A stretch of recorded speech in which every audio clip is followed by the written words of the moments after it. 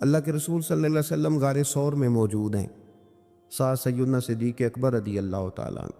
کفار جو گرفتار کرنے والے تھے، پیچھے لگے ہوئے تھے، وہ غار ثور کے دروازے تک آ گئے۔ جس طرح ڈاکٹر بول دیتا ہے، وہ کہہ دیتا ہے کہ اب جناب مشکل ہے، اگلے ہفتے آپ چلے جائیں گے، تو وہ جو کمزور لوگ ہیں انہوں نے اگلے ہفتے کیا جانا ہوتا ہے، وہ جب ڈاکٹر بتاتا ہے اسی وقت ہی فوت ہو جاتے ہیں۔ وہ کہتے ہیں اگلا ہفتہ تو لیٹ ہے، اسی وقت ہی سمیٹ لیتے ہیں سامان سفر۔ اور کچھ لوگ ایسے تھے، ڈاکٹر نے کہا کہ جناب آپ کی رپورٹس بتاتی ہیں کہ آپ بہت جلدی چلے جائیں گے، تو انہوں نے کہا جناب آپ جو کہہ رہے ہیں اپنے علم کے مطابق کہہ رہے ہیں، پر ہونا تو وہ ہے جو میرا رب کریم چاہے گا۔ یہ وہ جذبات ہیں جو ہمیں رسول کریم علیہ السلام نے عطا فرمائے۔ دیکھو حضرت ابوبکر صدیق رضی اللہ تعالیٰ عنہ کے ساتھ حضور غار ثور میں موجود ہے۔ کفار جو گرفتار کرنے والے ہیں وہ دروازے تک آ گئے، بالکل دروازے تک۔ جناب صدیق اکبر رضی اللہ تعالیٰ عنہ ان کو دیکھ کر تھوڑا سا گھبرائے، اپنے لیے نہیں، ذات مصطفیٰ کے لیے گھبرائے، کہیں حضور کو کوئی تکلیف نہ پہنچ جائے، تھوڑا گھبرائے۔ یا رسول اللہ وہ تو قریب آ گئے، اور اگر انہوں نے پیروں کی جانب جھک کر دیکھا وہ تو ہمیں دیکھ لیں گے۔ بالکل سرانے پہنچ گئے، یہ آ گئے، کھڑے ہو گئے، اور درمیان میں پردہ کیا ہے؟ مکڑی کا جالا، اور مکڑی کا جالا پھونک سے بھی اڑ جاتا ہے، تو مکڑی کا جالا بیچ میں۔ حضور وہ تو پہنچ گئے، ذرا جھک کر کے دیکھیں گے تو وہ تو ہمیں پکڑ لیں گے۔ اب یہ وقت تربیت ہے، اور وہ تربیت جو محبوب نے اپنے اس عظیم صحابی کی فرمائی، اس تربیت کو میرے رب کریم نے قرآن مجید میں بیان فرمایا۔ حضور فرماتے ہیں، رب فرماتا ہے کہ فرمایا محبوب نے، فرمایا لا تحزن، ابو بکر گھبرانا۔ یہ ایک موقع ہوتا ہے جب انسان کو گھیر لیتی ہیں مشکلات چاروں جانب سے، اور جو بھی آتا ہے وہ اسے مایوس ہی کرتا ہے، لیکن حالات کے سہمے ہوئے لوگوں کو بتا دو حالات بدل جاتے ہیں، ایک جیسے نہیں رہتے۔ کہا لا تحزن، ابو بکر گھبرانا، کیوں؟ ہماری فوجیں آ کے انہیں پکڑ لیں گی، یا اندر ہمارے پاس کوئی ایسا اسلحہ موجود ہے کہ ہم ان پر چھوڑ دیں گے تو یہ مر جائیں گے۔ لا تحزن،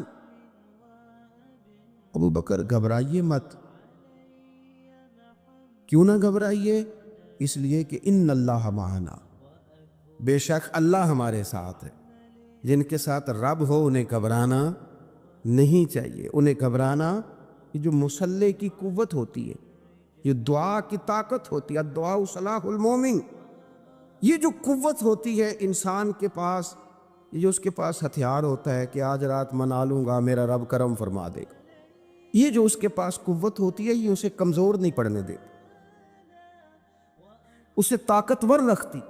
تو حضور نے افکار کے اندر یہ حسن پیدا کیا، لوگوں کو بتلایا کہ بجائے اس کے کہ تم کوئی چور رستہ تلاش کرو، کوئی سیاست کرنے کی کوشش کرو، تم کوئی ایسی راہ اختیار کرو جو تمہیں محسوس ہو کہ درست نہیں ہے، اس رستے نہ چلو، بلکہ تم اپنے رب کو منانے والے رستے پہ چلو۔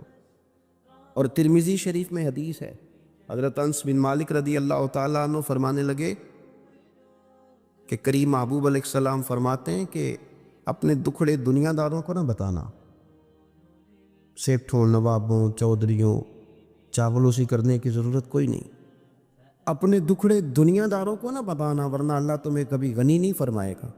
فرمایا اپنے دکھ اپنے رب کریم کی بارگاہ میں عرض کرنا، جلدی یا دیر سے اللہ تمہیں لوگوں سے بے نیاز کر دے گا۔ تربیت فرمائی۔ ہم لوگوں نے تیزی سے اپنے آپ کو کمزور کیا ہے، توجہ کا مرکز دنیا دار۔ وہ اکبر الہآبادی نے کہا تھا کہ مصیبت میں بھی اب یاد خدا ہم کو نہیں آتی، دعا منہ سے نہ نکلی، جیبوں سے عرضیاں نکلی۔ اب بنا لوگ درخواستیں جمع کراتے ہیں، دعائیں نہیں کرتے۔ تو بھائی ایک تو یہ کہ توحید باری تعالیٰ کے بارے میں اصل نظریات، افکار کا حسن، پاکیزگی، اور آپ کا اپنے رب کی جانب پورا توجہ کرنا۔ ہمارے ہاں اب تو خیر کرامتیں فیس بک پہ آتی ہیں، اور لوگ اس کا سوال بھی بڑا تگڑا کر کے کرتے ہیں، اور جو بچے چھوٹے موٹے ہماری طرح طالب علم ہوتے ہیں، کچھ کتابیں پڑھنے والے دین کے، وہ کئی دفعہ الجھ جاتے ہیں کہ اب اس کو ٹیلی کیسے کریں، ساتھ کیسے جوڑیں؟ ایسی کرامتیں اور کرامت بیان کرنا بھی لوگوں نے ذمہ داری سمجھ لیا ہے، حالانکہ جڑے محرم راز حقیقت دے وہ تے راز حقیقت کھول دے ہی نہیں، اے جنہ ویکھیا نہیں وہ کرن گلاں، جنہ ویکھ لیا وہ تے بول دے ہی نہیں، تو بات ہی نہیں کرتے۔ تو کرامت نا جوڑ جاڑ کے نا کہیں فٹ کی جاتی ہے۔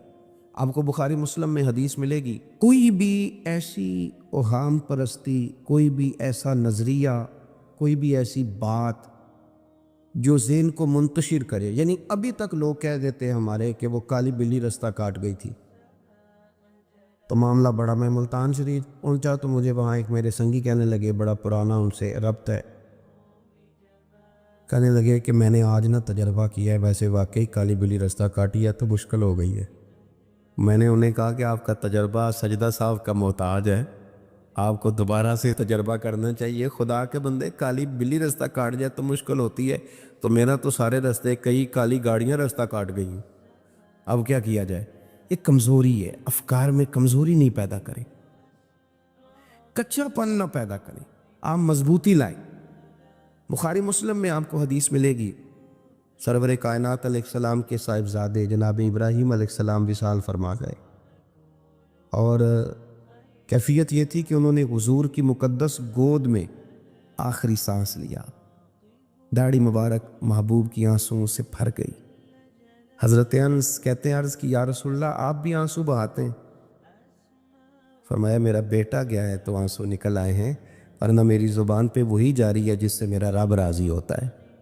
اسی دن نا، جس دن سرکار کے صاحبزادے کا وصال ہوا، اسی دن سورج کو گرہن ہو گیا۔ کچھ لوگوں نے بات جوڑ دی، کہنے لگے کہ آج چونکہ حضور سید عالم علیہ السلام کے صاحبزادے کا وصال ہو گیا ہے تو آج دیکھو سورج کو بھی گرہن ہو گیا ہے۔ بات جوڑ دی، غم کی کیفیت تھی، سرکار کی مقدس داڑھی آنسوؤں سے بھری ہوئی تھی، حالات کا تقاضا اور اس کی سمت کچھ اور تھی۔ حضور نے جمعے کا انتظار نہیں فرمایا، فرمایا بلاؤ لوگوں کو مسجد میں۔ لوگ جمع ہو گئے اور صحابہ فرماتے ہیں ہمارے خیال میں یہ تھا کہ یہ موقع نہیں تھا، آج نہ جہاد کے لیے کوئی حکم آنا ہے، کس مقصد کے لیے حضور نے طلب فرمایا، لیکن جب ہم گئے اتنا ضروری کام ہے نظریات کا صاف ہونا۔ اللہ کے محبوب نے لوگوں کو اسی دن بلا کے فرمایا لوگوں سنو، سورج اور چاند کو جب گرہن لگے تو استغفار پڑھا کرو، تسبیحات کیا کرو، نوافل ادا کیا کرو، اللہ کے حضور حاضر ہوا کرو۔ فرمایا یہ سورج اور چاند کو جب گرہن لگے تو یہ اللہ کی نشانیوں میں سے نشانی ہوتا ہے، کسی بندے کے دنیا سے جانے کا اس کے ساتھ کوئی تعلق نہیں۔ تم نے اپنے ذہن کو ٹھیک رکھنا، افکار کو ٹھیک رکھنا، کسی بھی قسم کی تم نے اوہام پرستی کا شکار نہیں ہو، مضبوط رہیں، مضبوط رہیں، اٹھ باندھ کمر کیوں ڈرتا ہے، پھر دیکھو خدا کیا کرتا ہے۔ آپ مضبوط رہیں، جب مضبوط رہیں گے تو انشاءاللہ توانائی اللہ کی طرف سے عطا کر دی جائے گی۔ دوسری بات، نبی پاک صلی اللہ تعالیٰ علیہ وسلم نے نا تمام انبیاء کرام علیہم السلام کے بارے میں لوگوں کے ذہنوں کی اصلاح کی۔ آپ کبھی قرآن حکیم کا مطالعہ فرمائیں، احادیث مبارکہ کو پڑھیں تو میرے محبوب کریم کی شان یہ ہے کہ حضور نا انبیاء کی شانیں بیان کرتے ہیں۔ حضرت موسیٰ کلیم اللہ ہیں، کس نے ہمیں بتایا؟ قرآن و حدیث نے بتایا، شانیں بیان کی نبیوں کی، عظمتیں بیان کی۔ حضرت ابراہیم خلیل اللہ ہیں، یہ ہمیں قرآن نے بتایا، حضور نے بتایا، لیکن ساتھ ہمیں یہ بھی بتایا کہ ہیں یہ اللہ کے بندے، ہیں یہ اللہ کے رسول۔ نبی پاک صلی اللہ تعالیٰ علیہ وسلم نے افکار اور نظریات انبیاء کے بارے میں لوگوں کے درست فرمائے۔ مجموع الزوائد میں حضرت مولا علی شیر خدا رضی اللہ تعالیٰ عنہ کی حدیث مروی ہے، ایک بدو آ گیا حضور کی بارگاہ میں کچھ مانگنے کے لیے۔ مولا کائنات رضی اللہ تعالیٰ عنہ فرماتے سرکار جب کسی بات کا جواب نہ دینا چاہتے تھے تو خاموش ہو جاتے تھے، کچھ دیر خاموش رہتے تھے، اور حضور کا خاموش رہنا بھی ہمارے محدثین نے محفوظ کیا ہے۔ اقسام حدیث میں سے ایک حدیث ہے جسے حدیث تقریری کہا جاتا ہے۔ وہ حدیث ہے جس میں حضور خاموش رہے، کوئی کام کیا گیا تو سرکار خاموش رہے۔ حضرت مولا علی کہتے ہیں حضور نہ خاموش ہو گئے، لیکن چونکہ دیہاتی تھا، سادہ تھا، اس نے جب بار بار گفتگو چھیڑنا چاہی تو پھر حضور نے فرمایا چل پھر مانگ لے، کیا مانگتا ہے، مانگ لے پھر کیا مانگتا ہے، کر سوال۔ دیہاتی تھا، سادہ آدمی تھا۔ مولا کائنات فرماتے ہیں ہمیں یوں لگا کہ اب نہ یہ آخرت اپنی سوار جائے گا، جنت کا سوال کرے گا، لیکن بڑا ہی سادہ تھا۔ مانگنے پہ بھی آیا تو کیا مانگا؟ کہنے لگا یا رسول اللہ صلی اللہ علیہ وسلم میں نے سفر کرنا ہے، مجھے ایک اونٹنی عطا کر دیتے۔ حضرت سلطان باہو سے کسی نے کہا کہ بڑے لوگ مرید ہوتے ہیں، تو فرمانے لگے رابطہ طالب کوئی نہیں ملیا، جو ملیا طالب زرد آؤ۔ تو بہت سارے لوگ ایسے آتے ہیں جو کامل شیخ کے پاس بھی آ کے کہتے ہیں دکان کوئی نہیں چلتی، یہ تو کسی سیٹ سے مشورہ کر لیتے، کاروبار چلانے کا آپ کو ڈھنگ بتا دیتا۔ یہ یہاں آ کے بھی آپ نے یہی سوال کیا، یہاں پہنچ کے بھی یہی سوال۔ تو نبی پاک صلی اللہ تعالیٰ علیہ وسلم سے کہنے لگا ایک اونٹ دے دیں آنے جانے کے لیے۔ حضرت علی کہتے ہیں ہمیں بڑا افسوس ہوا، یار تو آیا کہاں پہ ہے اور تو مانگ کیا رہا ہے؟ تو بارگاہ دیکھ اور اپنا سوال دے، تو کہاں کھڑا ہے، کیا مانگ رہا ہے؟ حضور مسکرائے اور مسکرا کر کے فرمایا کہ اونٹ تجھے دیا، چل کچھ اور بھی مانگ لے۔ حضرت علی کہتے ہیں ہم نے کہا اب جنت مانگے گا یہ حضور سے؟ تو بڑا ہی بولا تھا، کہنے لگا جی اگر آپ کچھ اور بھی دینا چاہتے ہیں تو اونٹ پہ ڈالنے کے لیے کجاوا بھی دے دیں۔ تو حضرت مولا علی شیر خدا فرماتے ہیں ہمیں پھر بڑا افسوس ہوا کہ یار دیکھو اتنا چانس ملا ہے پھر کھو دیا ہے۔ رسول کریم علیہ السلام بھی مسکرائے، اور سرور کائنات کی جو مسکراہٹ ہوتی تھی وہ نہ خوشیاں تقسیم کرتی تھی۔ اعلیٰ حضرت رحمۃ اللہ علیہ فرماتے ہیں جس کی تسکین سے روتے ہوئے ہنس پر، جس کی تسکین سے روتے۔ اب یہاں سوال پیدا ہوتا تھا کہ پھر اس مسکراہٹ کے لیے تو انتظار کرنا پڑتا ہوگا کہ حضور مسکرائیں تو روتے ہوئے ہنسیں، تو اگلا شعر بھی ہے اور جواب بھی ہے۔ فرمانے لگے جس کی تسکین سے روتے ہوئے ہنس پڑیں، اس تبسم کی عادت پہ لاکھوں سلام۔ یہ تو عادت ہے حضور کی، یہ تو عادت ہے مسکراتے رہنا۔ تو حضور بھی زیر لب مسکرائے۔ تیسری دفعہ میرے کریم نے پھر فرمایا چل مانگ لے کچھ، تجھے ایک چانس اور دیتے ہیں۔ پر مولا کائنات فرماتے ہیں بڑا ہی بھولا تھا، تیسرا چانس ملا، گویا گولڈن چانس ملا، لیکن پھر بھی وہیں کا وہیں رہ گیا۔ کہنے لگا ٹھیک ہے اگر آپ کچھ اور بھی دینا چاہتے ہیں تو میرا سفر لمبا ہے، آنے جانے کا خرچہ بھی دے دے۔ اللہ اکبر۔ اب حضور عقائد کی بابت بتانے لگے کہ رسالت کے بارے میں، محبوب کے بارے میں عقیدہ کیسا ہونا چاہیے۔ تو حضور علیہ السلام فرمانے لگے تجھ سے تو وہ بنی اسرائیل کی بڑھیا ہی اچھی تھی۔ یا رسول اللہ صلی اللہ علیہ وسلم کون سی؟ تو حضور فرمانے لگے جناب موسیٰ علیہ السلام کو حکم ہوا ہجرت کریں، تو آپ جانے لگے، تو پھر ارشاد خداوندی ہوا کہ جہاں حضرت یوسف علیہ السلام مدفون ہے، آپ کا مزار پر انوار ہے، اگر آپ کو جانا ہے تو پھر ان کے تابوت کو بھی آپ نکال کر کے ساتھ لے جائیں۔ حضرت سیدنا موسیٰ علیہ السلام نے لوگوں سے پوچھا تمہیں پتہ ہے جناب یوسف کا مزار کہاں ہے؟ کسی کو نہیں پتا، ایک بوڑھی اماں ہے ضعیف العمر، اس کو خبر ہے۔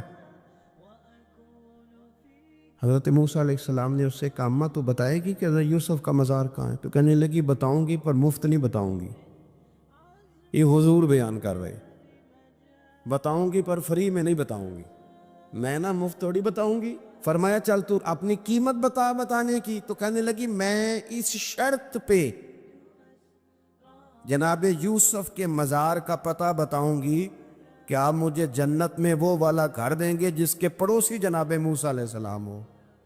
آپ کے پڑوس میں گھر چاہیے، تجھ سے تجھی کو مانگ کے میں نے مانگ لی ساری کائنات، وہ والا مکان چاہیے جس کے پڑوسی آپ ہوں۔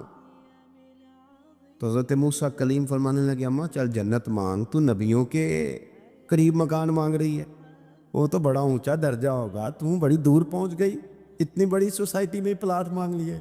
وہاں پہنچ گئی تو بوڑھی کہنے لگی ٹھیک ہے، پھر اگر یہ معاملہ ہے تو پھر ختم ہو گئی بات، اگر آپ نہیں بتاتے تو چاہے میں بھی نہیں پتہ بتاتی۔ یا وہ اڑ گئی، ٹھہر گئی، اور اڑی بھی کس طرح، یہ بھی میرے اللہ کی توفیق، میری طلب بھی تو تیرے کرم کا صدقہ ہے، میری طلب بھی تو تیرے کرم کا صدقہ ہے، یہ پاؤں اٹھتے نہیں بلکہ یہ اٹھائے جاتے ہیں۔ تو وہ کہنے لگی میں نہیں پھر بتاتی، آپ کسی اور سے پوچھ لیں۔ جناب موسیٰ خاموش ہوئے تو ارشاد خدا بندی ہوا، کلیم اپنے پڑوس میں مکان دینے کا وعدہ آپ کر لیں اور مکان انہیں میں عطا کر دوں گا۔ تو حضور سید عالم صلی اللہ تعالیٰ علیہ وسلم نے اس بدو کی موجودگی میں تربیت فرمائی صحابہ کی، یہ چیزیں بھی حضور نے عطا فرمائی، امت کو درس دیا، ایک وقت 24 گھنٹوں میں ایسا لایا کر جس میں تو اپنے رب کو دکھڑے سنائے، جس میں تو دعائیں مانگے، جس میں تو عرض و نیاز کرے، جس میں تو اپنے گناہوں کی معافی چاہے۔ اعلیٰ حضرت کے والد گرامی سے کسی نے پوچھا، مولانا نقی علی خان صاحب سے، کہ حضرت جی فرعون 500 سال ہی حکومت کر گیا، 500 سال ہی حکومت کر گیا، اللہ کا مقابلہ کرنے والا پکا کافر بے ایمان۔ تو آپ فرمانے لگے ملا رومی کی وہ کتاب پڑھو مثنوی، جس میں انہوں نے لکھا ہے کہ جب ساری دنیا سو جاتی تھی تو فرعون اٹھ کے مصلے پہ بیٹھتا تھا، کہتا تھا یا اللہ معاف کر دے، رب تو ہی ہے، گنہگار بڑا ہوں پر مہربانی کر، روز معافیاں مانگتا تھا۔ تو رب کریم کی قدرت نے مہلت دی کہ روز توبہ کرتا ہے، چلو ایک دن سچی بھی کاری جائے تو اچھا ہے، اللہ نے مہلت دی۔ اور میرے بھائی اگر تو روز رات مصلے پہ بیٹھے تو تجھے مہلت ملے، عذاب نہ آئے، اگر تو اپنے رب کے ساتھ تنہائی کرے تو اللہ تجھے مہلت دے، سزا نہ دے۔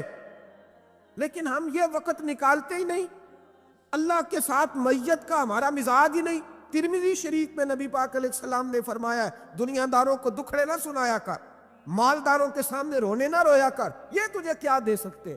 تو اٹھ کے جائے گا تو کہیں گے محنت کرتا نہیں، روز مانگنے آ جاتا ہے۔ دنیا داروں کو دکھڑے نہ سنا، اور میں دکھ سنا تو اپنے رب کو سنا، اللہ والوں کو سنا، اللہ کے نبی کو سنا، اس سے مراد یہ سارے کہا دکھڑے اپنے رب کو سنا۔ اگر تو اپنے رب کو دکھڑے سنائے گا تو تھوڑی دیر ضرور ہوگی، لیکن ایک دن ایسا ضرور آئے گا، میرے مصطفیٰ کریم فرماتے ہیں رب تجھے دنیا سے بے نیاز کر کے مالا مال فرما دے گا۔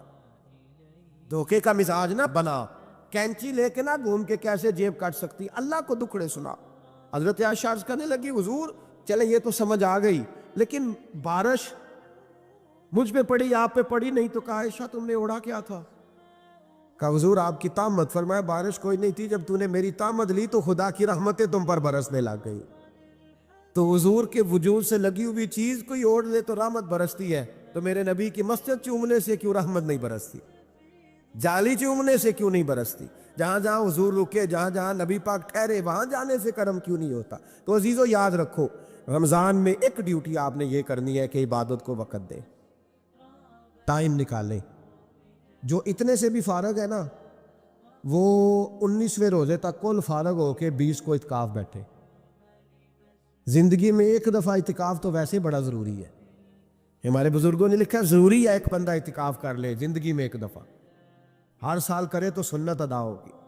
ویسے سنت مؤکدہ الکفایہ ہے، بستی میں اگر کوئی بھی نہ بیٹھے گا تو سارے گناہگار ہوں گے۔ ہم انشاءاللہ اس مسجد میں اس سال اجتماعی اعتکاف کریں گے۔ میں نے یہ پروگرام بنایا ہے کہ لوگ اعتکاف تو بیٹھتے ہیں لیکن نہ بیچاروں کو قرآن مجید پڑھنا ہوتا ہے، نہ نماز وضو غسل کے مسائل آتے ہیں، نہ انہیں پتہ ہے کہ رات عبادت کیسے کرنی ہے۔ تو میں نے یہ ارادہ کیا، اس سال میں نے معافی لیا ہاتھ باندھ کے، میں نے کہا یار سارا سال میں پورے ملک میں گھومتا ہوں، اس سال رمضان میں میرا ارادہ ہے میں صرف اپنے شہر میں رہوں، میں کہیں نہ جاؤں، تاکہ جو جہاں سے بھی چل کے آئی اسے فون نہ کرنا پڑے، میں اسے مل جاؤں ویسے ہی۔ تو میں انشاءاللہ تعالیٰ یہی رہوں گا، اور رمضان کی 10 راتیں میں اپنے اعتکاف والوں کے ساتھ گزاروں گا انشاءاللہ تعالیٰ۔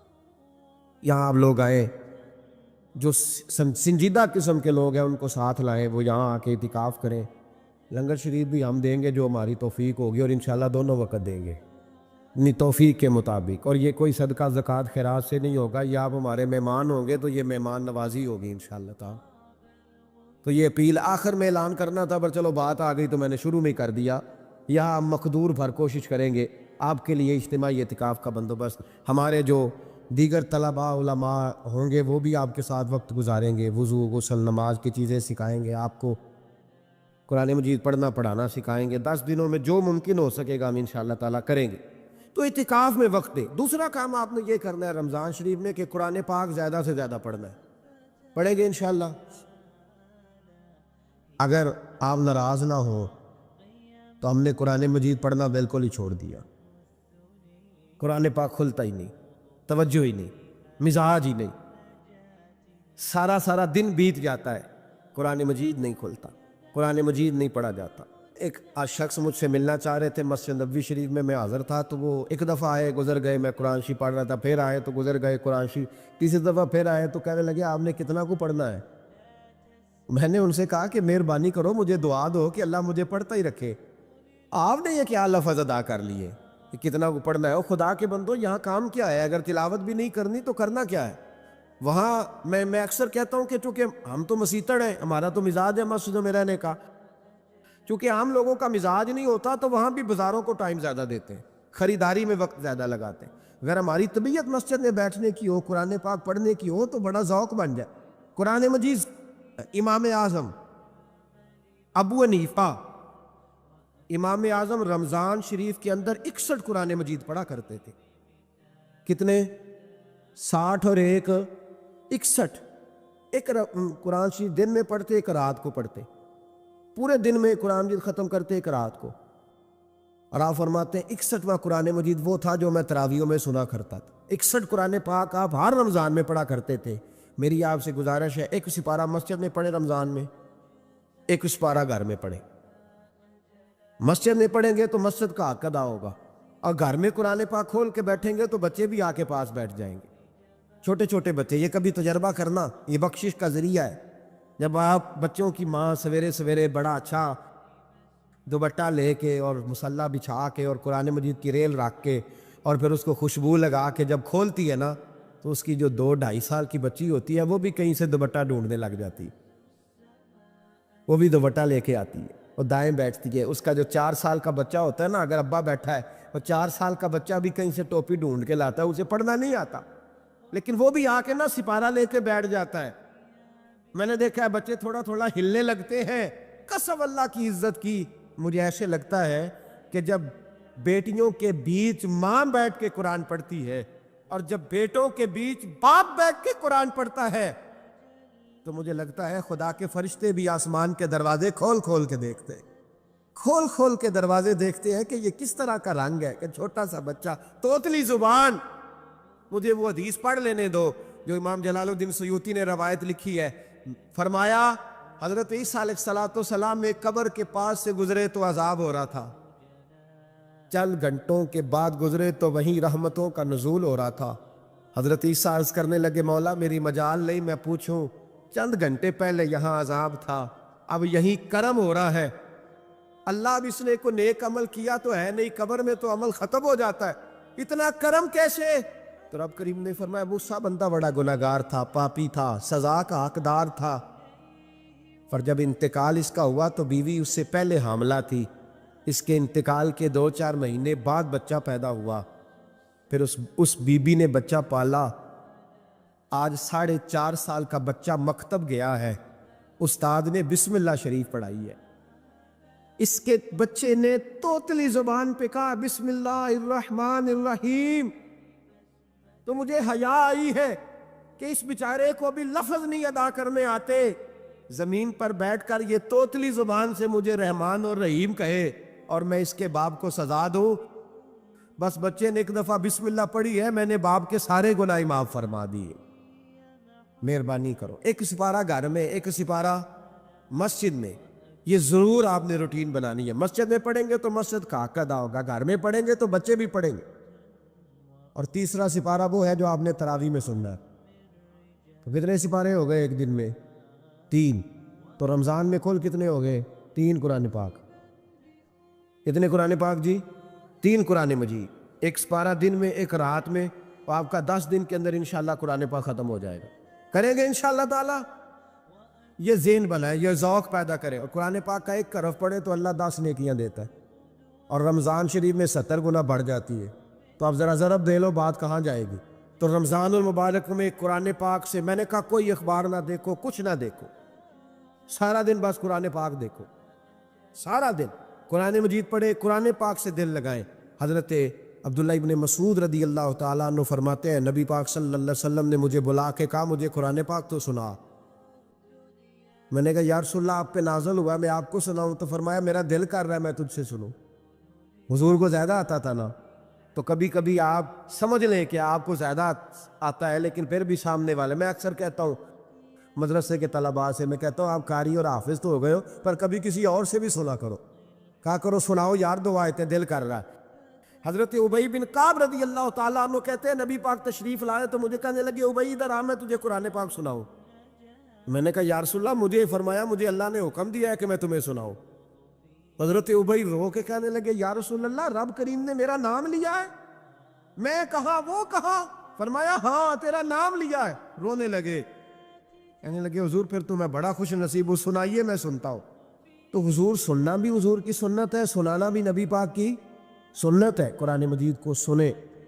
اور پھر یار دکھ کی بات ہے نا کہ پاسپورٹ کے دفتر تو میں 2.5 گھنٹے کھڑا رہوں، شناختی کارڈ کے لیے میں 1.25 گھنٹہ کھڑا رہوں، اور میں پہلی دفعہ سعودی عرب جاؤں تو امیگریشن کے لیے 2.5 گھنٹے بھی مجھے لائن میں لگنا پڑے تو میں لگا رہوں، دنیا داری کے لیے تو میں اتنا کھڑا رہوں، اور تراویح کے لیے مجھے 1 گھنٹہ نہ کھڑا ہوا جائے اور میں بہانے کرتا پھروں۔ تو پھر یاد رکھو حضرت سیدہ اسماء کہا کرتی تھی نبی پاک نے مجھے کہا تھا اسماء اللہ کے رستے میں گن گن کے نہ دینا ورنہ وہ بھی تجھے گن گن کے دے گا۔ جب ہم رب کریم کو وقت اس طرح دیتے ہیں کہ دنیا داری کے لیے تو ساری ہمارے پاس ہمتیں موجود ہیں، اور تراویح کا وقت آیا تو بہانے ڈھونڈنے لگ گیا، تراویح کا وقت آیا تو وہ جو ہے اس نے شروع کر دی بات کہ جناب میرے فلان جگہ تکلیف ہے اور مجھے بلڈ پریشر ہو جاتا ہے تو پسینہ بڑا آتا ہے۔ تو اب تو آسانیاں ہی بڑی ہیں۔ صحابہ کہتے جب ہم مسجد نبی میں نماز پڑھنے جاتے تھے بارش ہوتی تھی تو مسجد میں پانی کھڑا ہوتا تھا، کیچڑ کھڑا بن جاتا تھا، تو ہم اپنی جھولیوں میں خشک مٹی ڈال کے لے جاتے، اپنی اپنی جگہ بچھا لیتے مٹی، اور پھر ہم نماز پڑھتے تو ہمارے پیشانیوں پر بھی مٹی لگ جاتی۔ ایک صحابی جھاڑ رہے تھے تو نبی پاک نے فرمایا نہ جھاڑ، جب تک چہرے پہ رہے گی فرشتے درود بھیجتے رہیں گے۔ اب تو ایسی لگے ہوئے مسجد میں پھر بھی تو تراویح نہیں پڑھتا۔ تو ایک تو عبادت کو ٹائم دیں، دوسرا قرآن مجید زیادہ سے زیادہ پڑھیں، رمضان میں زیادہ سے زیادہ پڑھیں، مسجدوں میں ٹائم دیں۔ مجھے دکھ ہوتا ہے جب رمضان میں بھی نماز کے بعد مسجد کو تالا لگتا ہے۔ اگر ہم سارے آئیں مسجدوں میں، ہم رمضان شریف کے اندر وقت دیں، جس کے پاس ٹائم ہو وہ آ کے بیٹھ جائے قرآن مجید کھول لے، تو میرا خیال ہے کہ مسجدیں بھی ہمیں دعا دیں گی کہ دیکھو ہر وقت انہوں نے میرے اندر تلاوت کی۔ ایک اور بات بھی عرض کرنی ہے، یہ مجھے کہا گیا ہے، میری اپنی طرف سے نہیں، یہ مجھے رکا دیا گیا ہے، کہہ دوں پکے نمازی ناراض تو نہیں ہو جائیں گے؟ جو پکے نمازی ہیں مسجدوں کے وہ میرے ساتھ وعدہ کریں ناراض تو نہیں ہو جائیں گے؟ نہیں تسی نہیں بول دے تساں ہو جانا، پکے بول دے نہیں پے، پکے کور دے نے پے، پکے نمازی، یہ پکے نمازیوں سے بات ناراض تو نہیں ہو جائیں گے؟ یہ بول کے بتائے انشاءاللہ کہے۔ کچے نمازیوں کو شکوہ ہے کہ پکے نمازی رمضان میں ہمیں گھورتے ہیں، اور رکھے دیے مجھے انہوں نے، کہتے ہیں پکے نمازی کہتے فصلی بٹیرے آ گئے نے۔ یہ زیادتی ہے، یہ ظلم ہے۔ آپ پکے نمازی ہیں تو مہربانی کریں آپ وہ جو آپ نے صاف الاٹ کرائی ہے نا اپنے نام پکی، کہ ایتھے میں بھائی نہ رو تو کتوں آ گیا، یہ چھوڑ دیں آپ، مہربانی کریں، یہ اللہ کا گھر ہے، یہ کسی کے نام رجسٹری ہو سکتی، جو آیا ہے نا بیچارہ چلو کبھی کبھی صحیح، مہربانی کریں اس کو ٹائم دیں، بیٹھنے دیں، کچھ نہیں ہونے لگا۔ اور جب وہ آئے نا تو دعا کریں، جب اس کو دیکھیں تو کہ یا اللہ یہ آیا ہے تو ہمیشہ آتا ہی رہے، اس کو دعا دیں مہربان۔ بچے شکوہ کرتے ہیں، کہتے ہیں پکے نمازی سانس نہیں لینے دیتے مسجد میں۔ اور ایک بات اور، یہ حضرت علی کا قول ہے، اس کو دل کی تختی پہ لکھ لینا، دل کی تختی پہ شیر خدا کی شیروں جیسی باتیں۔ حضرت مولا علی شیر خدا فرمایا کرتے تھے وہ نیکی کرنے والا اچھا نہیں جو نیکی کر کے اکڑ جاتا ہے اور دوسروں کو گناہگار سمجھتا ہے، وہ نیکوکار اچھا نہیں۔ فرمایا کرتے تھے اس سے وہ گناہگار اچھا ہے جو گناہ کر کے کم از کم شرمندہ تو ہوتا ہے نا۔ فرماتے ہیں جو گناہ کر کے شرمندہ ہو وہ زیادہ اچھا ہے اس سے جو نیکی کر کے اکڑ جائے۔ تو تھوڑی سی نیکی کر کے پرہیزگاری کر کے ساری دنیا کو گناہگار سمجھنے لگ جانا، یہ تو بت پیدا کر لیا تو نے اپنے اندر۔ اس بت کو توڑ دے، پتہ نہیں کون کب آئے اور اللہ کا ولی بن جائے۔ کوئی آیا لے کے چلا گیا، کوئی عمر بھر بھی نہ پا سکا۔ میرے مولا تجھ سے گلا نہیں، یہ تو اپنا اپنا نصیب ہے۔